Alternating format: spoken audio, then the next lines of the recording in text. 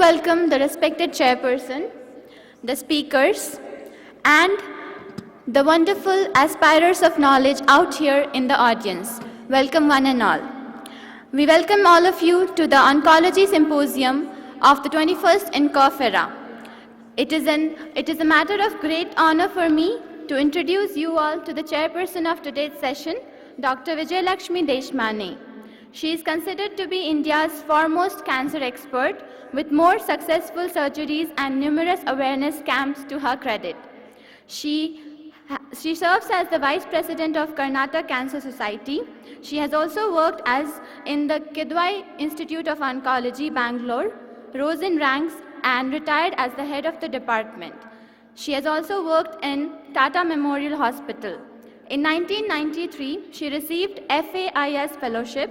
She has also been honored with numerous awards like Rashtriya Ratan, Shiromani National Award, Gold Medal by International Study Circle, Woman of the Year Award by American Biographical Institute, USA, Kalash Award in the recognition of outstanding service in the field of the cancer from Rotary Group, and Rajyotsava Award. We welcome you, ma'am. Please give a big round of applause for her. Thank you. Namaste. We are here after the food. Bharat Mata Ki Vande. So that we will get up. I thank the organizers, Vyasa University team. I am honored to be here in this unique conference. Friends, when I joined Kidwai Cancer Hospital as a resident 33 years back, I used to certify a lot of deaths. Now deaths have come down. It's a very, very interesting thing for India. Lot of advances have happened that our speakers will enlighten on that.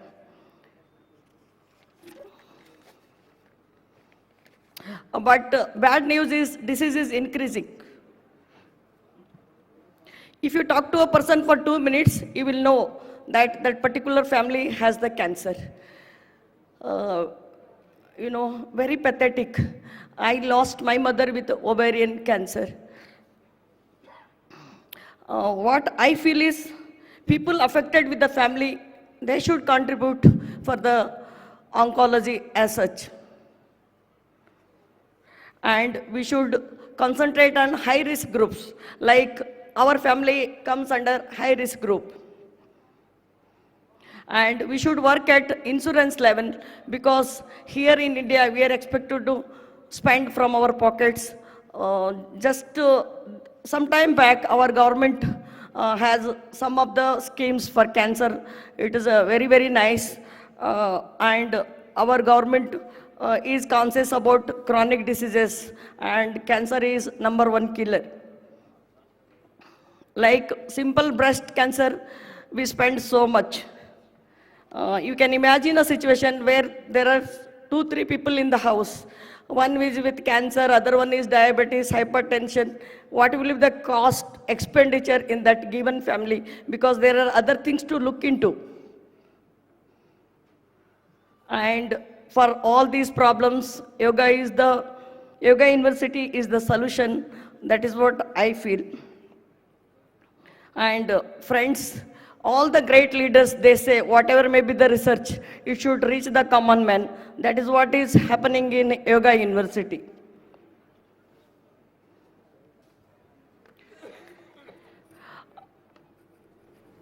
I am honored to be here to welcome Dr. Ajay Kumar. He has started BS. Ajay Kumar is the founder chairman of SCG, which is a very great cancer hospital, private institution here in Bangalore city. Earlier, sir, we used to have a lot of patients in Kidwai. Now work distribution is there. It's a great idea as such. Sir has started a very beautiful institute. It is on the main road. He doesn't require any introduction as such. He's doing wonderful job. He has seen the great work done abroad, which he has, manifested here in the form of SCG Cancer Hospital. And I invite sir to address us. Over to Ajay Kumar.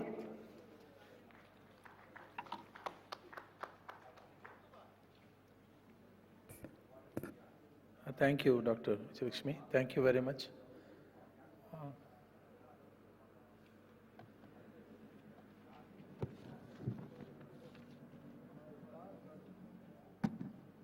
ಎಲ್ಲಿ ಬರುತ್ತದೆ PPT?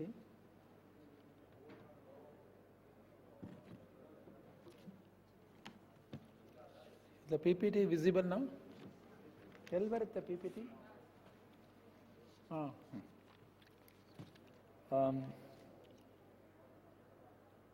Okay. Thank you very much for having me here for this. Thanks to Dr. Nagendra, S-VYASA University. No, it's fine. I'll do it. This one, no? I'll do it. No, this one also goes, I think. Okay? Thank you. And as Dr. Vijay Lakshmi said, cancer has been. ಏನಾಯ್ತು ಸರಿಯಾಗಿದೆಯಲ್ಲಪ್ಪ ಯಾಕೆ okay. Cancer in the past, we are taught about when we had cancer disease. We always thought in the Indian scenario, a long time ago, even in US, as more of a palliative care. We thought in India, very few people come in the early stages. Various factors were given. So what I like to talk about few minutes is how the cancer scenario in India was and how it has changed, and how in integrating we can even go further in cancer care. India can have the unique opportunity of integrating. So this is what I would like to do in the few minutes. So the incidence when you look up cancer, we don't have a cancer registry, but quoted figure is 100 per 100,000, but we think it's far less. If you look at United States, it's 350 per 100,000. So it's obviously more. And unfortunately, a lot of people may not come with a diagnosis, particularly rural and semi-rural. But whereas in the urban area, we are able to detect cancer. And today, a lot of strides have been made in terms of understanding the Indian scenario and also the treatment. In the Indian scenario, there is a changing scenario where we see in urban India more of breast cancer in women, less of cervix, just to give an example. Whereas in rural, it's more cervix than less breast. In men, of course, we see more of lung cancer, head and neck cancer.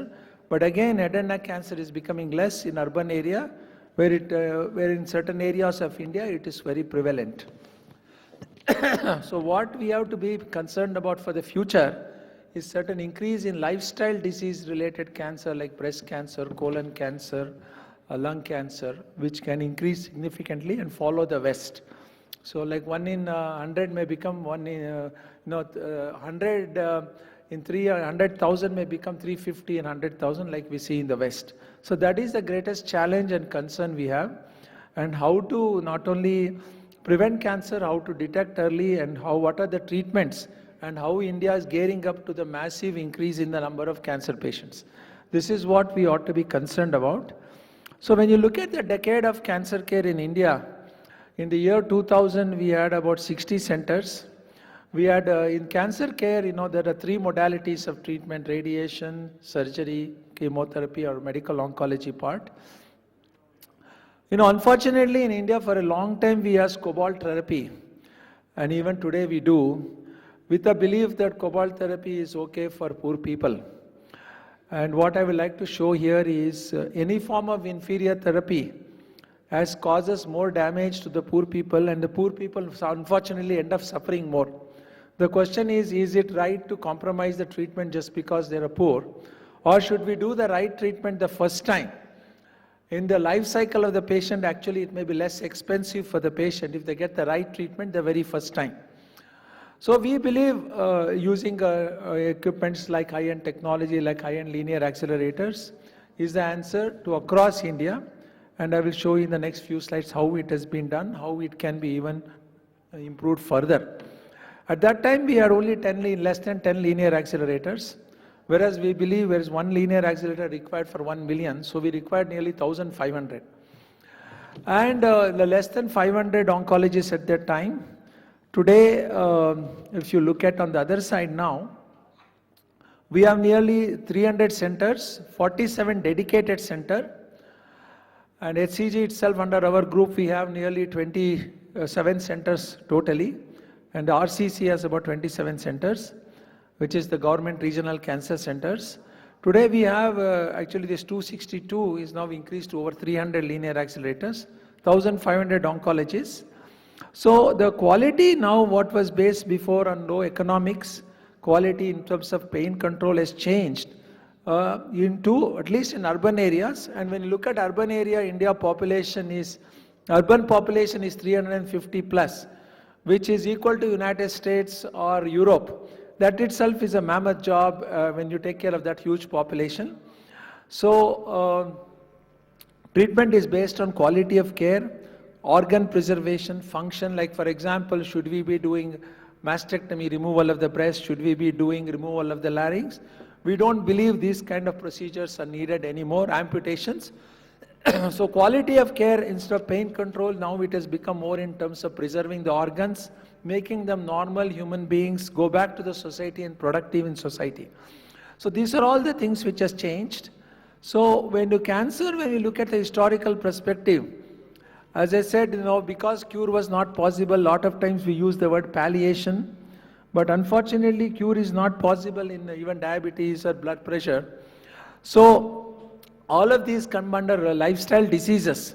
So instead of branding them as cancer victims or cancer survivors, we believe they should be treated as normal individuals with cancer, chronic disease, lifestyle disease, and have a treatment approach where they can in fact live with disease for a long time. So this is the paradigm shift which has been done in the last 10 years, at least in major cities and also some tier 2, tier 3 cities. And the scenario in the 1980s was cancer was mainly the hospitals were in government hospitals, trust hospitals. Cobalt therapy was dominating. There were a lot of hurdles, regulatory hurdles. Private enterprise was not that much encouraged. And we were told that because we are a poor country, we can tolerate some of these compromised therapy compared to what was happening in the West. But when we saw the experience I had at MD Anderson, where advanced therapies were also taken as a challenge, and where patients were treated with hope, and the hope was never taken away. This is the model in which we wanted to try and see whether there is a model in India we can create and do it across India, not just in big cities, using a hub and spoke model, how we can take this kind of treatment across not only to cities like Bangalore, Delhi or Mumbai, but also tier 2 cities like Nasik or Cuttack or Ranchi, as well as to cities like even tier 3 like Shivamogga or Hubli from other cities. A good business model was needed. Based on this, a structure was established by a group of doctors, all of us, using a hub and spoke model. So over the last 8 years, such centers have been established. So history, which you look at it, today we have multiple centers across India, and where affordability as well as accessibility has been created. When we talk about accessibility, it's important to remember cancer being a long-term care. It is not something like somebody going and getting a knee surgery done or a cardiac surgery. It requires months, if not years of treatment. So accessibility becomes very important. Based on various studies done in India and abroad, when people travel long distance, stay away, they in fact spend a lot more money being away because they go with the families more than the cost of the cancer care. When you're away for 6 months, you lost work and your family also lose work. Nearly 60% of the wealth can be eroded because of being away from home and for a long period of time. So it's important that we establish quality centers accessible, so they can take a bus in the morning, go take treatment and come home and be with their own family, even if they have few years or few months to live. So that is an important social aspect also. The social impact factor is very important to understand. And that is the reason a network of cancer hospitals across providing high quality of care has to be established, which is what we have succeeded in establishing nearly 23 centers. And we also have this Bangalore Center of Excellence where we are able to do a lot of back-end work, teleradiology, telephysics, virtual tumor boards, biorepositories, understanding the cancer genomics. One of the things I will also touch base on is, whatever the treatments we do in the West, we simply follow them. We are not understanding what is the Indian genomics, what is the Indian makeup, should we be giving the same protocols, same doses. So it's very important to study the Indian genomics, and in the 1,000 cases we have done so far, it has been very clear that nearly 30-40% of the time, the treatment changes based on the genomics itself. So there is a huge potential to establish the genomic bank and correlate that with a biorepository and see what kind of a difference it can be. It can also be an enormous cost saver, because when we treat patients, we assume only 20%, 30, 40, 50% or so respond, second line only 20% respond, but these can be eliminated. Only the people who are going to respond can be given the right treatment. We call this a personalized medicine, so that is also going to make a huge difference. It's already making a difference in the cancer scenario in India. So the model is, of course, what we need is technology, manpower. Fortunately, in India, manpower is not a problem. As we know, a lot of us have trained abroad, have been abroad, so the brain talent is there. We don't lack the brain talent. And what we also, it's half an hour or 10 minutes? I was told half an hour. Huh? Oh, okay. So I think Raghavendra told me it's half an hour. Okay. All right, I'll try to finish. Okay, so what I'll do then is, I'll just go on to the accessibility which I mentioned, affordability, how in the private enterprise it can be done, and how high-end technology like PET scan, everything can be used for a diagnosis, where we can make a proper diagnosis, proper stage, and accordingly, do the proper therapy like brain tumors with new molecules. So one of the things I like to show this is, because prostate, just to show that India today can clearly say that we are advanced, as good as advanced countries in terms of cancer care, and we have the technology, manpower, and the infrastructure to do that. For example, I mentioned about surgical oncology, radiation, how targeted therapy can be given, prevent side effects, and how high-end work like radiosurgery can also give very good results, at the same time not have any side effects from the treatment. In the past, people used to fear because of side effects. So the given chemotherapy, which people used to say side effects, we overcome by using a recliners, treating them in a different modality of giving weekly therapies, where patients can actually come and take treatment, and integrating that with nutrition, rehabilitation, psycho-oncology, and of course, like I think yoga therapy and all can make a huge difference. So, how do we know we are getting the good outcome? Like when you look at HCG, has been studied by Harvard Business School several times, showing that this model of hub and spokes works very well, published various ways, showing also how world-class care can be given affordably, and you can get the same outcome as best of centers in US. In the breast cancer, where we got nearly 87% 5-10 year survival compared to 89%, statistically not significant, at 1/6 the cost. So it is possible to achieve this using these kind of models. So we are now looking at personalized medicine, and genomics, as I mentioned, makes a huge difference.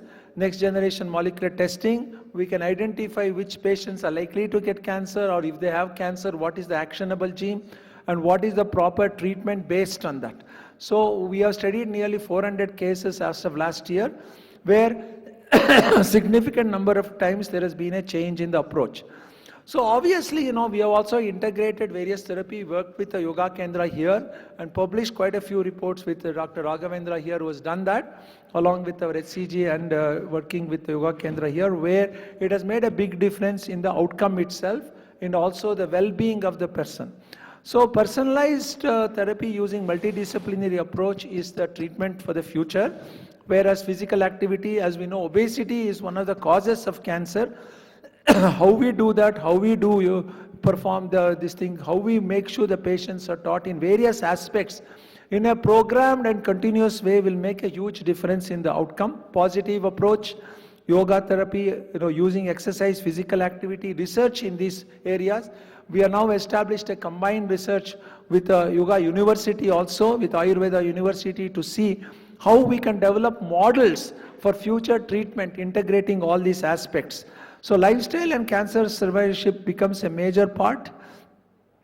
And how do you diagnose the body fat, physical activity, healthy eating habits, and using some of the how we avoid organic, the chemicals, nutrition, how organic food could be the future when you look at the evidence that clearly shows that using some of the phytonutrients can cause various problems, like all these areas are could be carcinogenic.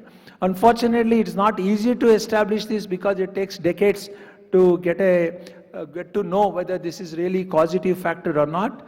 But we do know the lifestyle changes has made a huge difference in breast cancer.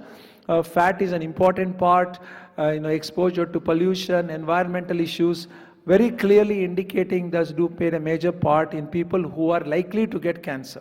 So plant extracts have been historically used for a long time. In fact, one of the drugs we use the drug, which is an extract, taxane, from plant. It was discovered by the Westerners and they used it, and it is a multi-billion-dollar drug, but it was found in the sub-Himalayan region. We believe there are a significant number of them used by traditional people, tribal people. We are creating a bank of that to see how these drugs can be used and integrate with the genomics. This will give an answer to a lot of our drugs, and this could be a drug discovery using the traditional medicines. 35% of antibiotics discoverable from folklore medicine. So definitely there is an opportunity for us to do this. So also we can test whether this particular medicine is going to work or not in vitro. That will give us an answer to the viability of these drugs and the effectiveness of these drugs. So the mind and body approach integrating yoga and oncology has been for forefront for the last 10 years. Lot of work has been done, randomized trial has been done, glowing sheerly, clearly that makes a difference. And HCG itself, we have done 9 research studies working with the Yoga Kendra, 28 publications published in the various conferences, showing clearly there is an important aspect of the treatment of oncological patients, not only in when they have disease, but also in prevention, as well as post-treatment in preventing recurrence. This could play an important role. For example, we have a trial now where we do low-fat diet for breast cancer patients along with yoga and our usual conventional treatment to see whether these patients do better than those who do not get this yoga therapy as well as the dietary and activity. So these are all the studies which can also show light in the future for us in terms of the cancer care. With these few words, I thank the chair for having given me this opportunity. Thank you very much.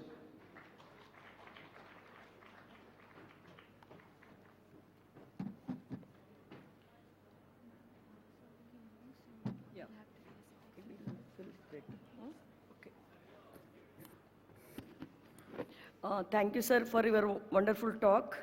Sir has impressed upon personalized treatment. When we were students, that time treatment was same for everyone. That is not the case now. We have to work with the molecular testing. So we have to plan the treatment according to the patient requirement. And sir has given a very clear picture about food habits. That's very, very important. I am working with the Ayurvedic people for the last 10 years because they read about food. We allopathic people, we read about eye fluids. So there is lot of difference. So what I think is it is all associated with the food, what we intake. Thank you, sir. Thank you so much.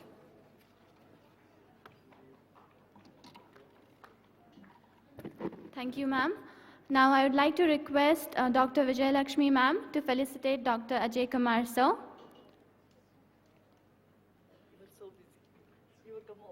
Please give a big round of applause.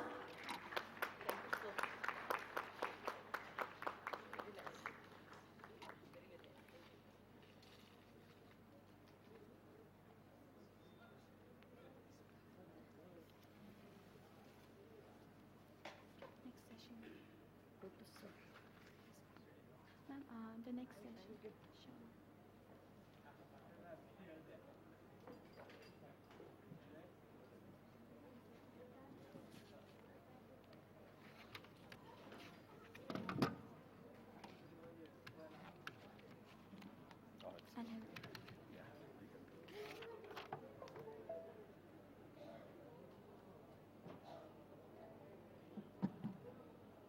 Yes, ma'am. We will go to the next speaker, next topic, that is on immune system and cancer, which is very, very important. Dr. R. Selvan sir has done a lot of work in immunology. Maybe it is all connected with the immunity, whatever cancer we get.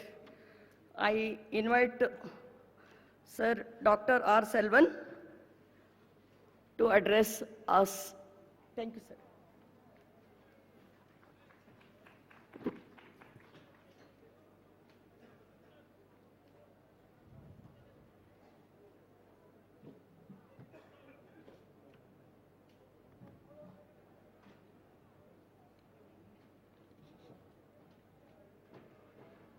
No, it's not mine. Yeah.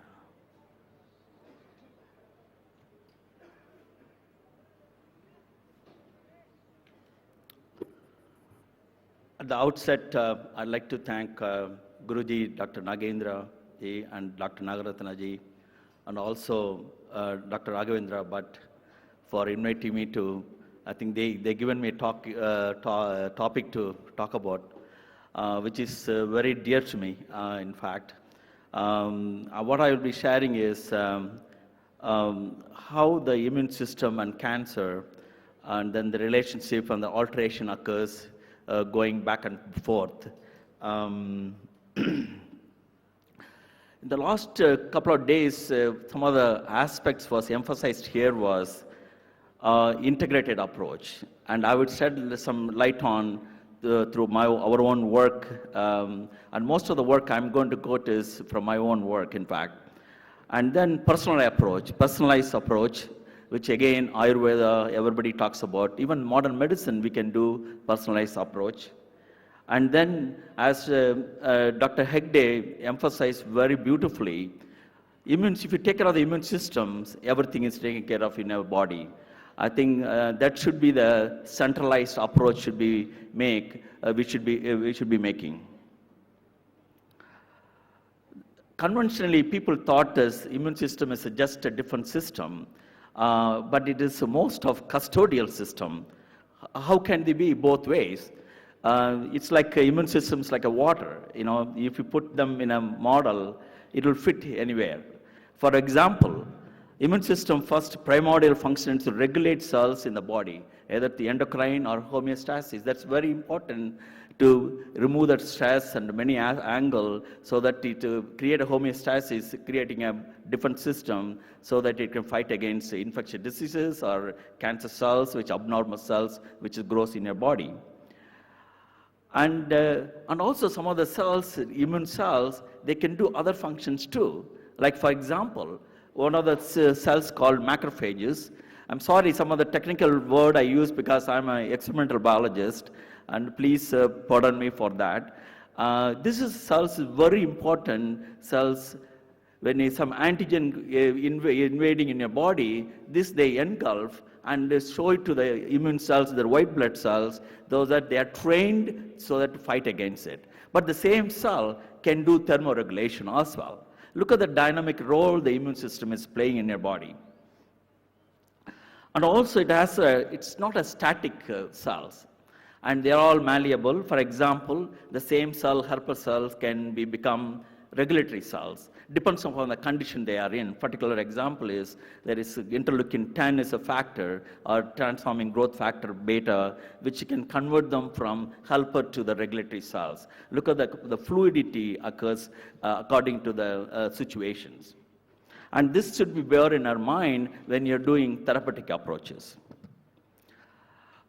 Basically, I want to touch upon some of my own work coming from how do you manipulate it, the immune system, from experimental animal model to in vitro cancer model to ultimately I show you some data with the cancer patients, what we had done, cancer immunotherapy approach. And also I'll touch upon what we learn from when you're doing this cancer immunotherapy approach, what are the things we have learned, the positive and negative relationship between the immune system and cancer. And also, I'm going to connect a lot of things we've talked about in the last 3 days. How do you integrate? Is there anything modern medicine, can you create a modern medicine evidence and can you relate to the concepts in Ayurveda? For example, the Charakas concept. I'll give you some of the example from my own experience. I never studied Ayurveda, but when I look back on data, I can easily connect. And that's wherein you are creating evidence so that when your therapeutic approach can be integrated very well, evidence-based integrative approach you can make. And lastly, I will touch upon the brain and the immune system. It's very important. There is a recent data. A lot of time people thought there's a blood-brain barrier is there. Immune cell doesn't go to the brain. Now the whole concept has been changed now. Even if you can give a vaccine elsewhere in your arm, the immune cell can go attack the cancer cell. For example, brain cancer, GBM, glioblastoma, and go and attack those cancer cells. It can be made. This is just to give an overview, parallel about Ayurveda, how they define the immune system versus modern science. Take a Vajas, that's immune strength, that's classified as a 4 different categories, Sahaja Bala and Kalaja Bala and Yukritika Bala and then Kulaja Bala. And there is an equal aspect. I'm just giving a general outline framework here. Sahaja Bala is equal to innate immunity, and then Chronobala as the age, how the immune builds, that is what Kalaja Bala talks about. You can so on, so forth. And when you come to the disorder, aberrant expression of immune system, there are 3 classifications I given here, Vyapath, Visrensa, and Kasaya. If you look at that one, that talks about reversible plasticity. Modern medicine already doing that. We have evidence. I'll show you from my own work, I can show the plasticity, I can show that. And also dislodged. Some of the tumors, when the tumor is there, immune cells doesn't even go there. They just sit there on the periphery. It doesn't get into it. Basically, they're dislodged, displaced. And we have evidence for that. And then finally, the immunodeficiency, for example, AIDS, even other natural killer cell deficiency. There are many examples from modern science. We can relate to some of the concepts in the Ayurveda. What is the example? One example I would like to give you, the positive relationship of immune system with the cancer. This is a work coming from my first year postdoc I did Virginia Tech in an animal model. And if you take, I'll just walk you through. If you take this mice, if you give a syngeneic tumor, LSA tumor, like taking a tumor from me and then giving back to me, definitely that tumor is going to grow. And then that's what happens. When it grows, it kills the mice. But at the same time, if you intervene with a treatment called BCNA, it's a nitrosourea compound. It is used in the clinic for treating GBM, glioblastoma. What happens? It kills the tumor, and then again, if you re-challenge them with the same tumor cell, it's supposed to grow, but it doesn't grow. What does it mean? That means when you kill the tumor cells with the chemotherapeutic agent, that releases some of the antigen, surface antigen, they stimulate the immunity. That's the reason you are giving a protection to the animal upon subsequent challenge of tumor cell does not grow. That shows a proof of concept here that the immune system can gear against the cancer cells. And if you do some other tumor, same syngeneic tumor, suppose I have a skin cancer, and if you have prostate cancer, if you give prostate cancer, that will grow because I'm eliciting here immunity against the skin cancer. But some other cancer, you have to make other approach to develop immunity. What I'm trying to say, conclude from here it is so specific. Hallmark of immune system is very, very specific.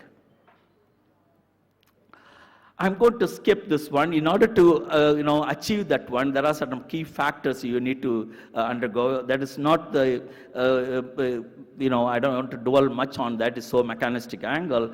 But what I'm going to tell you is, when I did this work, I used to kill 30 mice a day, to make a point, prove that the immune system can go against a cancer cell. then whatever work if I do in a human system, I can directly apply to the patient. That's the reason I moved to Duke in 1989.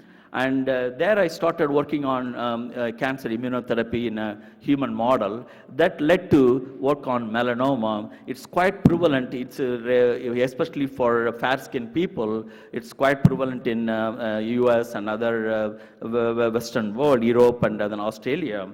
And for that, what we try to approach is how do you create a cancer immunotherapeutic approach. As you know, chemotherapy or radiation therapy, none of the other therapies can fulfill, give a complete protection against cancer cells because they keep coming back. One of the challenges in cancer is it is not just cutting and removing, the recurrence coming back after the therapy.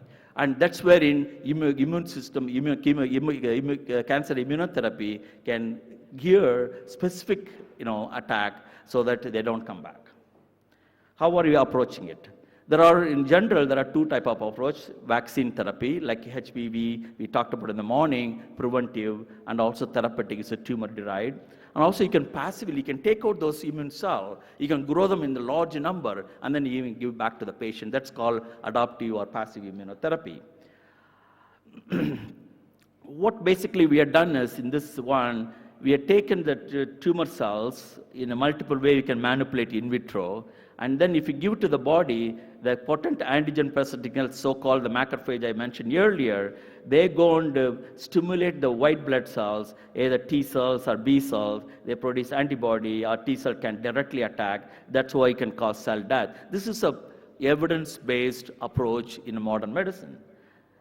And you can also do, what you can do is, sometimes you can give a vaccine, the body is not in a position to generate enough soldiers to fight against a cancer cell. What you could do, you can take out those cells and then grow them in a large number and then give back. In fact, I've done recent work which is published in 2015 in Biomedical Research International, where I done work on natural killer cells. Natural killer cells fight against viruses and also cancer cells. And you can grow them in large number and then give back. If you look at in the body, there are only 5 to 10% of them are NK cells. That's not enough to fight against the cancer cells. You have to help them.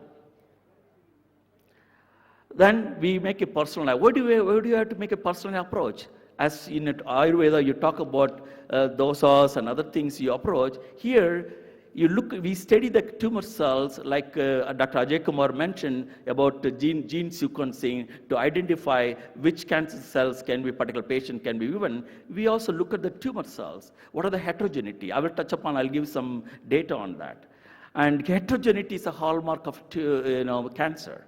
And cancer from arm, you take the same cancer, skin cancer taken from arm versus your chest, they have different properties. Because of the local environment shaped them to express heterogeneity. How do you approach that? I will skip this one. This is a slide I taken over 105 melanoma cells from 105 patients. If you look at the antigen, for example, in the surface, the unique antigens expression of the tumor cell, you can see quite a heterogeneity here, you can see. Like, for example, 6 antigen, only 9 patients express. If you some of the patients, they express only 1 antigen. How do you tackle this one? There's quite a heterogeneity within the melanoma. And this is a paper I published in Melanoma Research. If somebody interested, you can look at it. And using this one, what we did was personalized vaccine. How we made was, when the patient come to us, surgically resect the tumor, we culture them in a large, pure tumor cell. Then we call the patient and isolate the monocyte, then make them as an antigen-presenting cell. We are helping the body, in fact. Then give the tumor cell. Now they're trained to train the soldier so that they can specifically go and attack the tumor cell. This is the concept we implemented. And we can prove that the antigen presenting cell, they're taking up the tumor cell and then showing it to the white blood cell, hey guy, watch out this guy. And this is a trial we did with a 3 weekly injection, then 5 monthly injection. We monitor the patient, tumor evaluation. Then also we take the blood to look at some immunological parameters we study so that we can correlate whether we are given vaccine, does it impact the cancer clinical outcome. If you look at the Kaplan-Meier curve survival pattern here, this is a proportion of patients surviving. With the DC vaccine, earlier we did tumors alone. That is not enough. We have to help the body in much more different way, and the patients are done very well. If you look at the 8-month survival, this melanoma patient, normally the lifespan is stage 3. Most of the patients are stage 3, stage 4. Their lifespan is anywhere between 2 years. That's all. But look at here, where we give a vaccine, you can prolong their life. And then it also depends upon whether the patient has evidence of, when they start the therapy, whether they have a tumor in the body or detectable, non-detectable. And that also can influence. If you have a huge tumor cell in the body, the vaccine may not be working that effectively. That does work, but that may not be working effectively. But if you have a minimal disease, vaccine does work. And here again, better survival with DC vaccine versus tumor cell vaccine. And this is a slide I want to emphasize here. If you take measurable tumor, 27% of them median survival is around 18 months. But if you take, if you take non-measurable patient, then you can really improve 46% survival with the extending time to 54 months. But if no evidence of disease, then you can improve 57%. But still, for me as a experimental biologist, remaining 43%, I may not in a position to help them. Why? That's wherein I want to request my Ayurveda or yoga colleague to come and help me. Can you help me to integrate with the vaccine so that you can boost their immunity? Why is a certain patient, even though it is patient specific, it's a personalized vaccine, some patients don't do well. Why? And this is the point I make, that opportunity, there's the integration there. But then, and also I have made the clinical, I mentioned to you, we take the blood and take the clinical correlation. That's a paper we published. We can directly link the given vaccine has impacted the clinical outcome by looking at the immune parameters so that we can correlate them to immunological changes. What is the negative relationship? The tumors are very smart. They secrete some of the factor, they shut down the immunity. At the same time, some of the factors can, even immune system dependent factor also can evade the immunity so that the tumor cells can grow. There are laundry list of factors modern medicine has identified, many of them. One example I will give you here, which my own paper published in British Journal of Cancer, the expression of class 2 antigen. Normally, this antigen is expressed when the immunity is developed. Suppose you have infection, it needs to be developing immunity expressed. When the tumor cell express, what happens is they skew the immunity, anti-tumor immunity.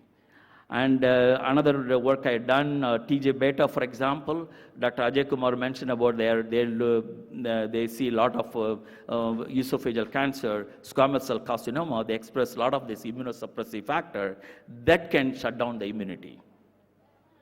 And then apoptosis. And then even the immune cell can die because of the tumor secreting certain factors. And also, if you look at the immune cell side, there are some cells, instead of being helper, they become a regulatory cell. That's a big thing is in our body, if you take care of it, in fact, I was talking to my good friend Alex a couple of days ago, the regulatory things is only, if you take care of the regulation, you take care of your health, in fact. And that is even I can give you my evidence from my own work, how the tumor cell can increase the regulatory cell so that they can evade the immunity. And there are other growth factors and everything, so on and so forth. I don't want to. Basically, to summarize this section is, there is a balance. The tumor cells, what happens is, they're bombarded with the immune cell. At the same time, immune favor that tumor favoring fact. These are the things favors the growth. These are the things inhibit the growth. But what happens, the tumor cell, as it grows, this comes down, so the tumor immunity goes down, and then the tumors start growing. But cancer immunotherapy approach, how to tip the balance? We talked about, I just touched upon Visrensa from the modern medicine evidence. I will give you this quickly is, this again from my own work where I did at Duke University and pancreatic cancer. What happens is here, the tumor expresses HLA class 1, class 2. They are not supposed to be expressing it normally. When they express what happened, they generate only T regulatory cell. That shut down the immunity. And then tumor grows. And that's what I have shown proof of the principle in a human model. Then I given another example for Vyapath for modern evidence. What I'm trying to allude here, we can create evidence. It's out there. If you take tumor cells, they secrete TJ beta, as I mentioned. This is a cell supposed to help build the immunity, antigen-specific CD4 helper cells. But if TJ beta is released from the tumor cell, this becomes a regulatory cell, and then tumor evasion occurs. And if it is not there, then they can go and kill the cells. Look at the plasticity on alteration. We have to be cognizant about when you're approaching the therapy. And again, just to conclude here, there are three-prong approach at the level of antigen presentation, at the training the soldiers, and also some of the blockage molecule, how they're blocking the immunity, and also enhancing the traffic. Ultimately, you can generate a lot of cells, but still the cells need to get into the tumor and attack them. And there is some blockage. We need to look at those factors. How do you tackle that one? I'll skip here. In the concluding remarks, what I want to make this part is, I want to make a couple of other slides. We have to, all the thing, there are immunosuppressive mechanisms, which I mentioned, and then regulatory mechanisms. We have the evidence for that. And in modern cancer approach, we are trying to tackle so many factors. But is there any way Ayurveda and yoga can help us in a holistic way to tackle those elements so that we can better integrate for the cancer approach? Like even Dr. Ajay Kumar mentioned in their hospital, that's what they're trying to do. That leads me to bring to your attention of what Peter Medawer, the Nobel laureate in 1960, what he said was, he's a Nobel laureate in immunology, the cure for cancer is never going to be found. It is far more likely that each patient is going to present a unique research problem for which laboratory workers and clinicians between them will have to work out a unique solution. But looking at it, what I come up with is, based on my own experience, considering the new era we are in, the cancer is a chronic disease and manageable. Like I showed my own clinical trial, cancer immunotherapy. To achieve this much more level, complementary either Ayurveda, yoga, and modern medicine, jointly by laboratory workers and clinicians, together we'll have to work out a unique solution with the consideration of the fact that each tumor in each patient is a unique research problem. Then I'd like to touch upon last point in my talk. How do you combine the best of the West to signify the approach in the East? Charaka says each human system is a unique system. I can demonstrate that in a single cell level, I can demonstrate that. How? This is what I've done. I published this paper in three publications, and take one cell's monocyte, which I mentioned, it is play a key role in eliciting immunity.